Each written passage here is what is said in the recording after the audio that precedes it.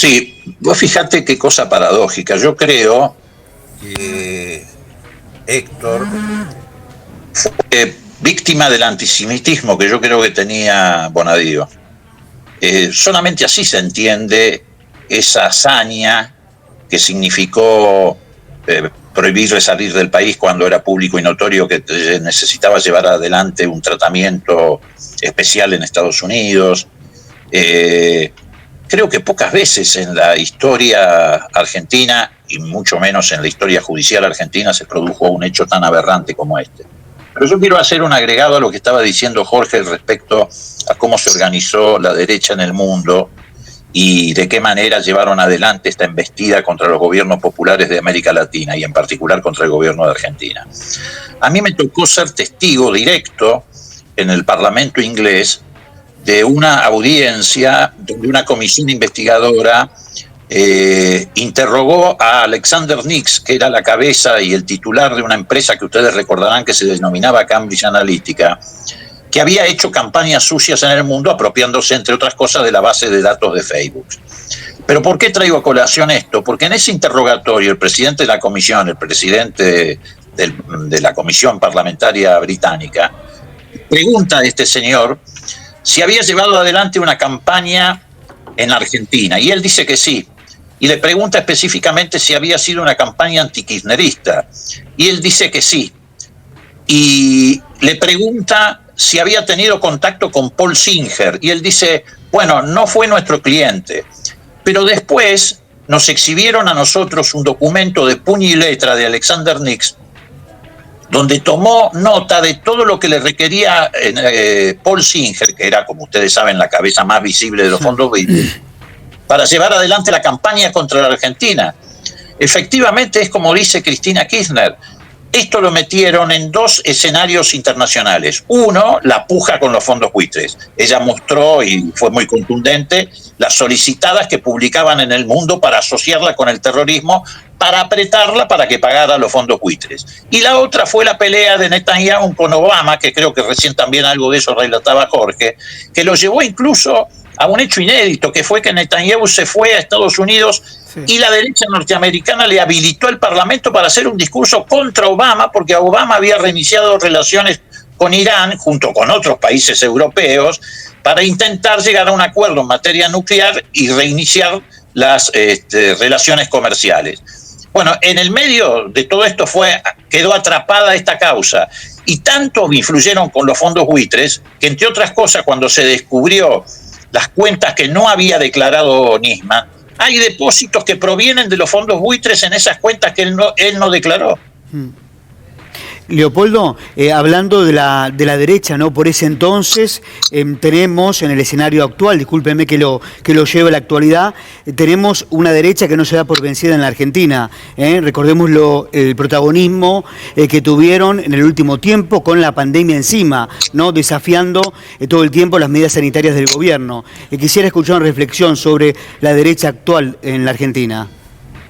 Mira, la derecha siempre te lleva a escenarios, ya sea en la política interna como en la política exterior, que desembocan en la violencia, que desembocan en el odio, que desembocan en el revanchismo, y eso es lo que hay que vencer, porque eso son a veces características que movilizan lo peor del ser humano. Tenemos que vencerlas en nosotros mismos. Y la derecha sabe tocar muy bien esas cuerdas, sobre todo, por supuesto, con la colaboración activa de los grandes medios hegemónicos y la influencia que muchas veces se ejercitan incluso en las propias redes sociales, que manipulan. Entonces me parece que es muy importante tener en cuenta esto. Vos fíjate, no solamente en la campaña antivacuna, en el significado que ha tenido todas las movilizaciones que hicieron para romper la política sanitaria sin importarle la cantidad de víctimas que esto pudiera producir. Fíjate también en el episodio de Bolivia. El episodio de Bolivia, ¿qué pone de manifiesto? Bueno, lo que te estoy diciendo, la derecha también en política exterior te lleva a escenarios de conflicto, de violencia. Ocurrió con la derecha cuando gobernaba la Argentina, que casi nos meten en una guerra con Chile. Después también un gobierno de derecha liberal hizo contrabando de armas cuando el conflicto Ecuador-Perú en favor de Ecuador, mandó una fragata misilística o una fragata a la guerra del Golfo Pérsico con consecuencias que después fueron muy duras en el propio territorio argentino.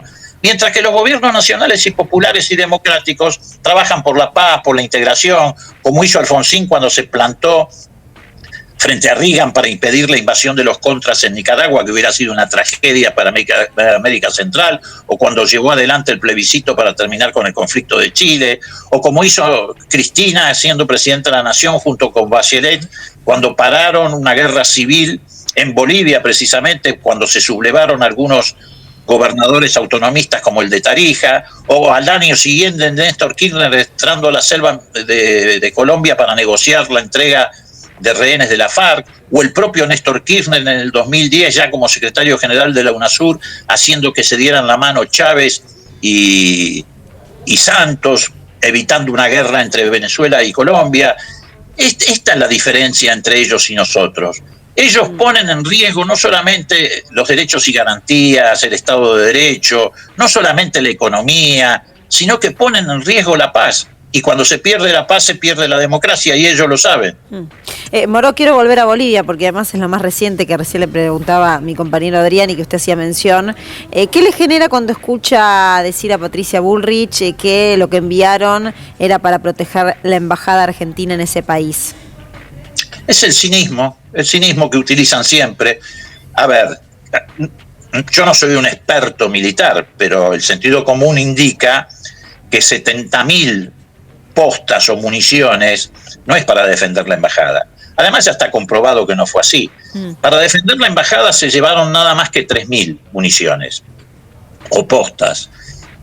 Las 70.000 fueron en un envío que viajó en el mismo avión, pero se descargó directamente en manos de la Fuerza Aérea de Bolivia, 40.000 de esas postas, y 30.000 en la Policía Nacional de Bolivia, que se encontraron ahora 28.000, se ve que habían usado alrededor de 2.000 postas.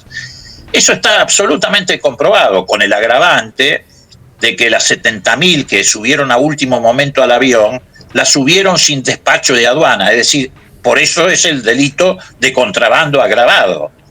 Es decir, ellos actúan siempre con cinismo. Lo hicieron frente al caso Maldonado, lo hicieron frente al caso de Nahuel, lo hacen siempre frente a todas estas situaciones, porque se creen impunes y están profundamente equivocados. La democracia puede avanzar lentamente, avanza 2 pasos, a veces retrocede 1, pero la democracia inexorablemente deja al desnudo esas impunidades. Y está ocurriendo ahora con todas estas causas, con las farsas que llevaron adelante, con la represión, con el espionaje ilegal, con los negociados del correo, de los parques eólicos, de las autopistas. La democracia no tolera la impunidad. Puede llegar tarde la justicia, pero va a llegar en democracia. En referencia al caso Bolivia, Leopoldo, le pregunto porque ayer el expresidente Macri habló a la noche en una entrevista por televisión, dijo que es todo un cuento. No sé si usted lo vio. Sí, es un cuento de terror. es un cuento de terror, porque ha comprometido gravemente el prestigio de la Argentina. Además, yo quiero decir que ha habido tareas previas en las que participaron. No solamente participaron en esos días que eclosionó el golpe, mandando municiones, mandando pertrechos. Hubo tareas previas de inteligencia, en consonancia con el gobierno de Perú de aquel entonces y el de Brasil, para llevar adelante la tarea de recoger información, hacer inteligencia en Bolivia. Había 2 agentes de la AFI en Bolivia, uno en La Paz y otro en Santa Cruz de la Sierra, que es precisamente el epicentro de lo que fue el levantamiento de los paramilitares de Camacho que precedió al golpe de Estado. Hay mucho todavía por averiguar, y habrá que averiguar también qué influencia tuvieron algunos organismos extranjeros que usaron a los servicios de inteligencia de Perú y Brasil y Argentina para llevar adelante las políticas de desestabilización en Bolivia. Bueno, dicen que ya está identificado el personal policial de Bolivia que recibió el armamento de Argentina, el cargamento. Dicen que ya está señalado, Leopoldo. Bueno, a ver, yo tengo entendido que en manos del fiscal que está llevando adelante la causa aquí en Argentina, ya está identificado todo el personal que piloteó el Hércules, que llevó la carga y llevó también al grupo Alacrán, los funcionarios o los militares de la Fuerza Aérea Argentina, que fueron los que transportaron el avión. hasta el aeropuerto del Alto en Bolivia, está identificado el delegado de gendarmería que recibió ese embarque. Sí. No, por eso digo, inexorablemente se va a conocer la verdad. Y la verdad es que se va a conocer, es muy dolorosa, no es para alegrarse. Hay que alegrarse que se haga justicia, pero no es una verdad que nos pueda alegrar como país, porque nos significa una afrenta. Tal cual. Una afrenta porque nosotros tenemos una profunda hermandad con Bolivia como la que tenemos con el resto de nuestros hermanos de América Latina.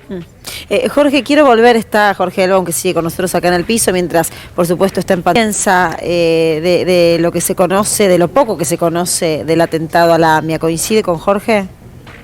Absolutamente, además yo creo que hay pocas personas tan autorizadas como Jorge para hablar de esto, y además lo hace desde la colectividad, desde una representación genuina de la colectividad.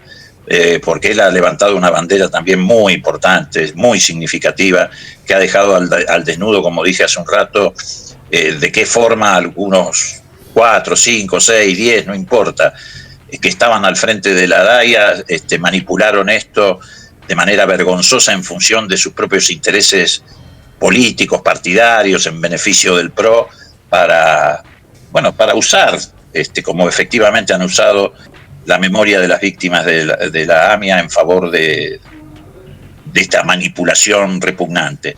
Pero efectivamente, la causa de la AMIA fue una causa de encubrimiento del principio al fin.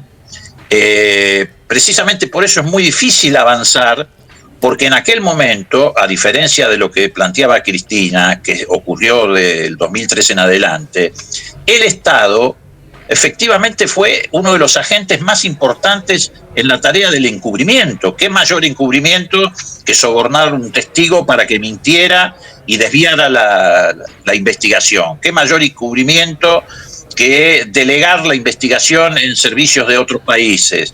La verdad es que si no se ha llegado a esclarecer es porque hubo una acción sistemática del Estado en ese periodo para encubrir. Y vos fíjate qué cosa paradójica.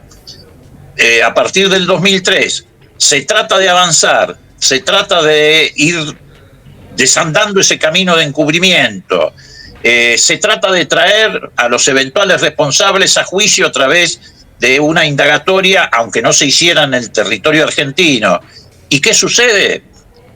Que los representantes de esa comunidad no solamente se oponen, sino que se transforman en enemigos acérrimos que realmente impiden la posibilidad de llegar a la verdad.